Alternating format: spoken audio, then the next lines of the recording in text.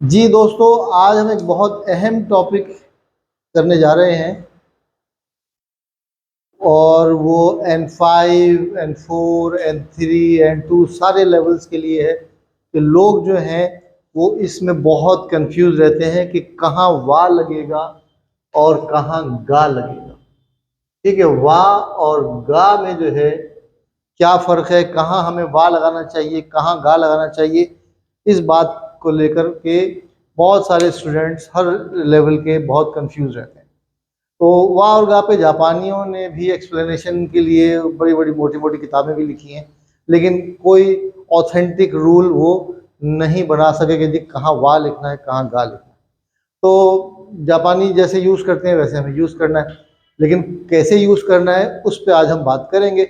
मैंने अपने एक्सपीरियंस की बिना पर, अपने सारे नॉलेज की बेस पर मैंने कुछ रूल्स अपने तरीके से बना दिए हैं। अगर आप उसको फॉलो कर लेंगे तो आप मिस्टेक नहीं करेंगे। ठीक है, देखिए एक तो ये है कि अच्छा गा जो है जब दो जुमलों के दरमियान में आता है, दो सेंटेंसेस के बीच में आता है, तो फिर जो है वो गा जो है वो लेकिन के मीनिंग में आ जाता है। ठीक है, ये बात रखिए कि ये बात याद रखिए कि दो जुमलों के बीच में अगर गा आता है तो वो बट के मीनिंग में, परंतु के मीनिंग में, लेकिन मगर के मीनिंग में आ जाता है। मिसाल के तौर पे तुम्हारी गाड़ी नई है मगर मेरी वाली पुरानी है। ठीक है, अना तानो कुरुमा वा अतराशी दिस गा वतशी नो हो वा फुरुई दिस। ठीक है, तो यहाँ पर जो गा लगा है दो जुमलों के बीच में लगा, तुम्हारी गाड़ी नई है मगर मेरी वाली पुरानी है। तो यहाँ जो है गा जो है वो लेकिन के मीनिंग में आ रहा है। लेकिन जब हम पार्टिकल के तौर पे यूज करते हैं इसको सब्जेक्ट के बाद, तो वहाँ कैसे यूज किया जाता है हम उसके ऊपर बात कर लेते हैं। देखिए एक बात आप सब लोगों को मालूम है कि सब्जेक्ट के बाद क्या लगता है, वाह लगता है, और ऑब्जेक्ट के बाद क्या लगता है, ओ लगता है। ठीक है, तो सब्जेक्ट के बाद हमें पता है कि वाह लगता है और ऑब्जेक्ट के बाद हमें पता है कि ओ लगता है। ठीक है, सब्जेक्ट के बाद वाह और ऑब्जेक्ट के बाद ओ, ये हमें सबको मालूम है कि जनाब सब्जेक्ट के बाद वाह लगता है और ऑब्जेक्ट के बाद ओ लगता है। ठीक है, अच्छा कुछ चीजें ऐसी होती हैं जो सब्जेक्ट हैं उसके बावजूद भी सब्जेक्ट नहीं है, और कुछ चीजें ऐसी हैं जो ऑब्जेक्ट होने के बावजूद ऑब्जेक्ट नहीं है। मिसाल के तौर पे मैं आम खा रहा हूं, इसमें क्या है, मैं क्या हो गया, सब्जेक्ट हो गया, आम क्या हो गया, ऑब्जेक्ट हो गया। बड़ी वाज़ेह सी बात है, बिल्कुल ऑब्वियस है कि काम करने वाला कौन है, मैं हूं, और किस पे काम हो रहा है, आम पे काम हो रहा है, तो क्या हो गया, आम जो है वो ऑब्जेक्ट हो गया। लेकिन कुछ चीजें ऐसी होती हैं जो ऑब्जेक्ट होने के बावजूद भी ऑब्जेक्ट नहीं होती। मिसाल के तौर पे मुझे करीना कपूर पसंद है, तो अब करीना कपूर ऑब्जेक्ट नहीं है, ऑब्जेक्ट होने के बावजूद, हाँ इस पे कुछ लोग ऑब्जेक्ट कर सकते हैं मेरी बात पे, लेकिन ये ऑब्जेक्ट नहीं है। ऑब्जेक्ट किसे कहते हैं, जिस पर कोई काम कर रहे हो। अब मैं करीना कपूर पे कोई काम नहीं कर रहा, वो वहां बैठी हुई है, मैं यहाँ से बैठा हुआ उसको तक रहा हूँ बस। ठीक है ना, तो मैं तो सब्जेक्ट हो गया लेकिन करीना कपूर ऑब्जेक्ट नहीं है। ठीक है, तो जो चीज ना ऑब्जेक्ट हो, ऑब्जेक्ट होने के बावजूद ऑब्जेक्ट ना हो, या सब्जेक्ट होने के बावजूद सब्जेक्ट ना हो, तो उसके बाद हम गा लगा देते हैं। मिसाल के तौर पे वतशिवा करीना कपूर का सुखी दिस। ठीक है, क्योंकि करीना कपूर ऑब्जेक्ट नहीं है। ऑब्जेक्ट किसे कहते हैं, जब आप किसी पे काम कर रहे हो। ठीक है, तो ये क्या हो गया, जिसके जो सब्जेक्ट होने के बावजूद भी सब्जेक्ट ना हो, या ऑब्जेक्ट होने के बावजूद भी ऑब्जेक्ट ना हो, उसके बाद हम गा लगाते हैं। अच्छा एक और एग्जाम्पल ले लेते हैं, बारिश हो रही है, आमे वा या गा, फुत्तेइमस।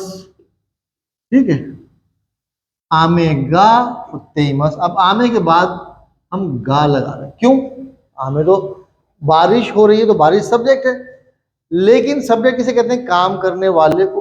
ठीक है, बारिश हो रही है, बिल्कुल बारिश के पानी गिर रहा है, आप भीग रहे हैं उसमें, लेकिन उसके बावजूद बारिश सब्जेक्ट इसलिए नहीं कि बारिश खुद से नहीं होती, बारिश करने वाली कोई पावर है, ठीक है, उसको आप भगवान कह लें, खुदा कह लें, गॉड कह लें, अल्लाह कह लें, जो भी कह लें, लेकिन बारिश खुद से नहीं हो रही, तो सब्जेक्ट होने के बावजूद सब्जेक्ट नहीं है, इसलिए आमे गाफुत्ते मस, ठीक है।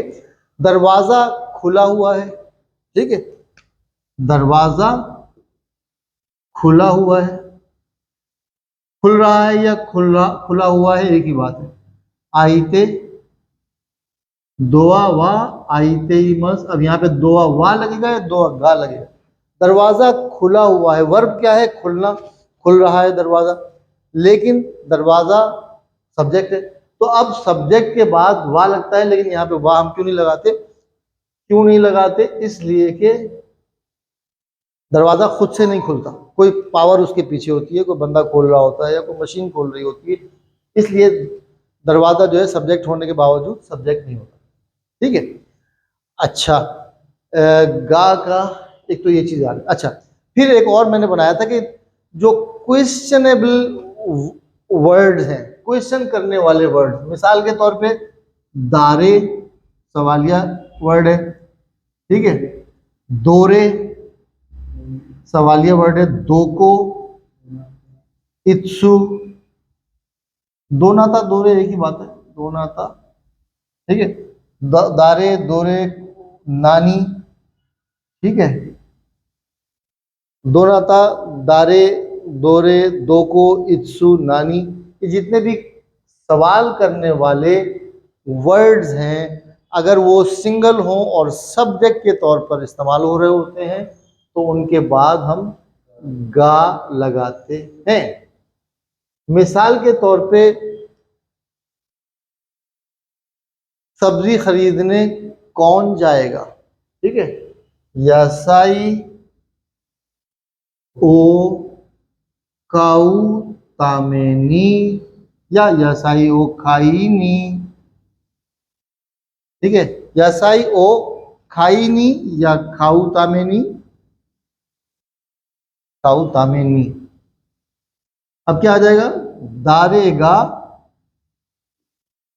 दारे गा इकीमस का,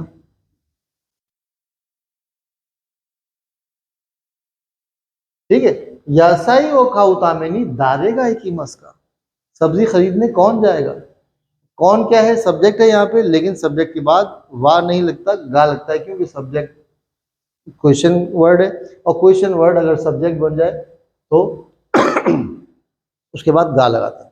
तुम कहाँ जा रहे हो, अनातावा दोको नी इत्ते ही मस का, तुम कहाँ जा रहे हो, तो दोको के बाद क्या लगा रहे हैं, नी, अनातावा दोको नी इत्ते ही मस का, तुम कहाँ जा रहे हो। मैं उल्टा सवाल करता हूँ, कहाँ ठीक रहेगा, कहाँ ठीक रहेगा, अब कहाँ क्या हो गया, दोको ई दिस का, दोको गा ई देशो का, कहाँ जाना ठीक रहेगा।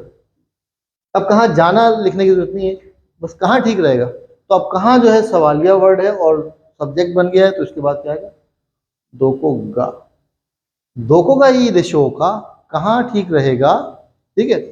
या तुम पार्टी में जाओगे, हाँ जी पार्टी में जाऊंगा, कब ठीक रहेगा, ठीक है, तो इत्सुगा, इत्सुगा ई देशो का, कब ठीक रहेगा, ठीक है। तो या मैं कपड़े क्या पहनूं, नानी का ई देशो का, क्या ठीक रहेगा, तो नानी के बाद भी गा आ जाएगा, इत्सुगा दोहरेगा ई देशो का। बैग लेके जाना चाह रहा हूं, मैं कहूँ कि ये बैग लेके जाऊं, ये बैग लेके जाऊं, दोहरेगा ई दिस का, कौन सा ठीक रहेगा। या मैं खरीद रहा हूँ कोई चीज़ के ना, ये खरीदूं वो खरीदूं, कौन सी चीज़ खरीदूं, तो दोहरेगा ई देशो का, कौन सा ठीक रहेगा। अगर मैं ऑब्जेक्ट बना दूंगा कौन सी खरीदूं, दोरे ओ खाई माशो का, दोरे ओ खाई माशो का, तो फिर दोरे के बाद ओ लग जाएगा, क्योंकि दोरे अब यहाँ पे बन गया ऑब्जेक्ट, दोरे ओ खाओ खाना, कौन सी वाली खरीदूं ना, तो यहाँ पे दोरे के बाद ओ लग रहा है, क्योंकि अब ऑब्जेक्ट हो गया दोरे। लेकिन अगर मैं कहूँ दोरे, दोरे वा ई देशो का, कौन सा ठीक रहेगा, तो अब यहाँ पे दोरे जो है वो सब्जेक्ट बन गया, तो सब्जेक्ट के बाद वाह आता है, लेकिन दोरे क्योंकि सवालिया वर्ड है इसलिए इसके बाद गा लग जाएगा, दोरे गा ई दिस का, ठीक है। तो एक तो गा का फार्मूला ये हो गया, ठीक है जी, ये मैं मिटा देता हूं, अगर आप लोगों को समझ में आ गया है तो होपफुली समझ में आ गया होगा। अच्छा, उसके बाद क्या है कि आमतौर पर प्लूरल जो होते हैं, हाना गा साइते इमस, हाना गा साइतेइमस। साकू का मतलब है खुलना और खिलना, फूल का खिलना, साकू। हना वा साइतेइमस, फूल खिला हुआ है या फूल खिल रहा है। हना गा साइतेइमस का मतलब है फूल खिल रहे हैं। ठीक है, जब हना के बाद गा लग गया इसका मतलब है ये प्लूरल। ठीक है, तो ये पॉइंट्स आप नोट करते हैं, गा कहाँ कहाँ लग रहा है। ठीक है? अच्छा, कुछ जगहों पे आप जोर देने के लिए कहते हैं कि जी, जोर देने के लिए गा लगाते हैं। मिसाल के तौर पे मैंने पूछा यासाइयो खाऊ तामेनी धारेगा एक मस का, सब्जी खरीदने कौन जाएगा।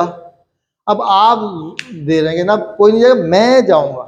अब यहाँ पर मैं पे जोर हो रहा है कि भाई कोई जाए ना जाए, मैं तो जाऊंगा। तो फिर क्या होता है, वतशी गा इकिमस, वतशी गा इकिमस। जोर देने के लिए आप वतशी के बाद गा लगाएं, वतशी गा इकिमस, वतशी गा इकिमस, मैं जाऊंगा। तो सब्जेक्ट पे जोर देने के लिए भी गा लगाते हैं। ठीक है, तो ये तो हो गया, सब्जेक्ट को जोर देने के लिए भी गा लगाते हैं। अच्छा, और कहाँ गा लगाते हैं जी, वर्ब की फॉर्मेशन। एक साहब ने मुझसे फरमाइश की थी कि सर नाउन की फॉर्मेशन और वर्ब की फॉर्मेशन बता दें, तो वही आज हम पढ़ने जा रहे हैं। देखिए, एक होता है वर्ब और एक वर्ब होते हुए भी नाउन हो जाता है। मिसाल के तौर पे आई एम सिंगिंग, इसमें वर्ब क्या है, सिंगिंग वर्ब है, राइट। लेकिन अगर मैं कहूं आई डोंट नो सिंगिंग, मुझे गाना नहीं आता, मेरे ख्याल में इसकी अंग्रेजी ये होनी चाहिए थी कि song does not come to me, मुझे गाना नहीं आता। लेकिन बहरहाल अंग्रेज इस तरह से नहीं करते, वो कहते हैं आई डोंट नो सिंगिंग। अब यहाँ पे वर्ब क्या हो गया, आई डोंट नो सिंगिंग में वर्ब क्या हो गया, यहाँ पे नो वर्ब हो गया। ठीक है, तो फिर सिंगिंग भी तो वर्ब है, तो फिर वर्ब सिंगिंग को हम वर्ब मानेंगे नहीं मानेंगे, नहीं मानेंगे। यहाँ पे क्या किया हमने, सिंगिंग को, सिंगिंग वर्ब था, सिंग सिंग वर्ब था, और वैसे तो सिंग इज किंग होता है, लेकिन सिंग वर्ब था यहाँ पे। तो सिंग जो है उसको हमने नाउन बनाने के लिए क्या कर दिया, सिंग के साथ इंग लगा दिया। तो अंग्रेजी में क्या करते हैं, किसी वर्ब को नाउन बनाने के लिए इंग सिंगिंग कर देते हैं। ठीक है, अंग्रेजी में किसी भी वर्ब को नाउन बनाने के लिए उसके आगे आईएनजी लगा देते हैं। हमारे उर्दू हिंदी में क्या करते हैं, वर्ब की ना फॉर्म लगा देते हैं। ठीक है, मुझे भागना पसंद नहीं है, तो वर्ब भागना नहीं है, भागना क्या हो गया, नाउन हो गया। तो भाग रहा नहीं हूं मैं, बल्कि मुझे भागना पसंद नहीं है। तो अब भागना वर्ब होने के बावजूद वर्ब नहीं रहा, उसको नाउन बना दिया। तो नाउन कैसे बना देते हैं, उसकी ना फॉर्म बना देते हैं, भागना। मुझे भिंडी पकाना नहीं आता, अब मैं भिंडी पका नहीं रहा हूं, मुझे भिंडी पकाना नहीं आता है। तो भिंडी पकाना जो हो गया वो, पकाना जो हो गया वो वर्ब था, लेकिन हमने उसको नाउन बना दिया, उसकी ना फॉर्म बना दी हमने। इसी तरह जापानी जुबान में वर्ब की रेगुलर फॉर्म के साथ कोतोगा या नोगा लगा देते हैं, तो वर्ब जो है वो नाउन बन जाता है। ठीक है, मिसाल के तौर पे मुझे गाना नहीं आता है, तो वतशिवा ऊता ओ, गाने को उताऊ, उताऊ क्या है, वर्ब है, लेकिन यहाँ पे सिंगिंग जो है वर्ब नहीं है, नाउन है। और इसके आगे कोतोगा लगा दें, कोतोगा देखी माँ से,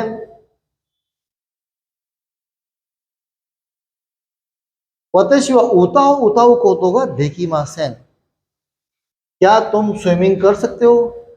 ठीक है, कैन यू डू स्विमिंग या कैन यू स्विम कर देते हैं। अब अगर हम कैन यू स्विम करेंगे तब तो स्विम वर्ब हो गया, वर्ब फिर भी नहीं हुआ, कैन वर्ब है ना स्विम। लेकिन वर्ब हम यूं करते हैं कि आई डोंट नो स्विमिंग, मुझे स्विमिंग नहीं आती। तो यहाँ क्या हो जाएगा, वतशिवा ओयोगु जो है स्विम करने को कहते हैं, ओयोगु कोतोगा भी लगा सकते हैं, नोगा भी लगा सकते हैं। वतशिवा ओयोगु नोगा देखी नाइदिस या देखी मासें। ठीक है। मुझे भागना पसंद नहीं है। वतशिवा हाशिरु कोतोगा। हाशिरु नोगा भी लगा सकते हैं आप, कोतोगा भी लगा सकते हैं। हाशिरु नोगा इयादिस, इयादिस या इयादा। अच्छा, इयादिस जो है एक्चुअली इसका मतलब है कि पसंद नहीं है। ठीक है। अच्छा, हम पहले पढ़ चुके हैं दिस की रफ फॉर्म है दा। देशों की रफ फॉर्म है दारो। और देशता की रफ फॉर्म है दत्ता। ठीक है। तो आप कोई काम पसंद नहीं, मुझे वतशिवा खोरेवा यादा, मुझे ये पसंद नहीं, खोरेवा यादा, दिस के बजाय हमने दा लगा था, यादा यादा। अब वो यादा यादा होते होते ये वर्ड बन गया यादा। यादा मतलब मुझे पसंद, कोई चीज आपको पसंद आ गया, यादा पसंद नहीं। असल में वर्ड क्या है, इयादिस। तो इयादिस शॉर्ट होते होते वो यादा हो, यादा यादा यादा यादा, पसंद नहीं। ठीक है। तो वर्ब की फॉर्मेशन, वर्ब को जब हम नाउन बनाना होता है तो हम वर्ब की रेगुलर फॉर्म के साथ कोतोगा लगा सकते हैं। ठीक है। मैं कहाँ गया हूँ, कोई ऐसी अजीब जगह जो, वो क्या है, बरमुदा ट्रायंगल गया हूँ। ठीक है। पता शिवा बरमुदा, बरमुदा, बरमुदा कैसे लिखेंगे, पहले बरमुदा इंग्लिश में लिख दीजिए। बरमुदा सांका को कहते हैं ट्रायंगल को, पता है बरमुदा सांको नी इत्ता। इत्ता मैं गया था, लेकिन मैं गया हुआ हूं। ठीक है। ये काम किया हुआ है तो क्या हो जाएगा, इत्ता कोतोगा अरिमस। वतशिवा बरमुदा सांका कुनी इत्ता कोतोगा अरिमस। ठीक है। मैं वहां पर गया हुआ हूं, गया हूं नहीं, अब गया हूं जो है वो नाउन हो गया। ये काम है, ये काम है, क्या क्या काम है कि वो गया हुआ, मैं एक दफा जा चुका हूं, ये काम हो चुका है। ठीक है। वतशिवा ओसाके हो नोंदा कोतोगा नाइदिस। zen zen नाइदिस, zen zen नाइदिस। मैंने कभी भी शराब नहीं पी हुई है। वतशिवा ओसाके हो नोंदा कोतोगा zen zen नाइदिस, बिल्कुल भी नहीं। zen zen मतलब बिल्कुल भी नहीं। ओसाके हो नोंदा कोतोगा zen zen नाइदिस। तो यहाँ पे zen zen ना भी ना लगाना चाहें तो भी ठीक है। ओसाके हो नोंदा कोतोगा नाइदिस, मैंने शराब नहीं पी हुई है। ठीक है।